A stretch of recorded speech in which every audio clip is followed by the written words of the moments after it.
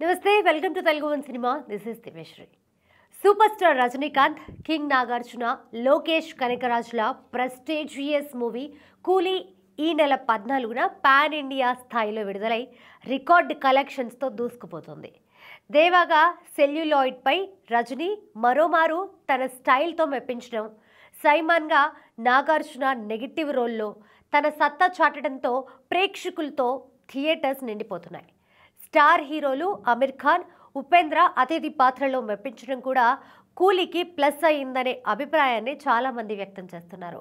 కూలీ తొలి రోజు కలెక్షన్స్ని చూసుకుంటే తమిళనాడులో 30 కోట్ల రూపాయలు, 2 తెలుగు రాష్ట్రాల్లో 20 కోట్లు, కేరళలో 9 కోట్లు, కర్ణాటకలో 11 కోట్లు, హిందీ రెస్ట్ ఆఫ్ ఇండియా కలుపుకొని 7 కోట్లు, ఓవర్సీస్లో రికార్డు స్థాయిలో 74 కోట్లు, ఇలా వరల్డ్ వైడ్గా 151 కోట్ల రూపాయల గ్రాస్ని రాబట్టింది. ఈ మేరకు హయ్యెస్ట్ కలెక్షన్స్ వసూలు చేసిన ఫస్ట్ తమిళ మూవీ కూలీనే అని చిత్ర బృందం అధికారికంగా ప్రకటించింది. ఇంతకు ముందు ఈ రికార్డ్ ఇళయ దళపతి విజయ్ మూవీ లియో పేరుపై ఉండేది. ఆ మూవీ తొలి రోజు వరల్డ్ వైడ్గా 146 కోట్ల గ్రాస్ని రాబట్టింది.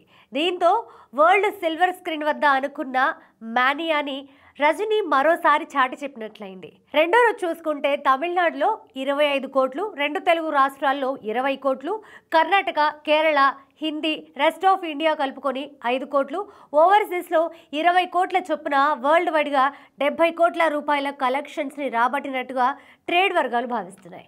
దీంతో కూలీ 2 రోజుల్లో వరల్డ్ వైడ్గా 221 కోట్ల రూపాయల గ్రాస్ని రాబట్టిందనే వార్తలు వినబడుతున్నాయి. అయితే దీనిపై అధికార ప్రకటన రావాల్సి ఉంది.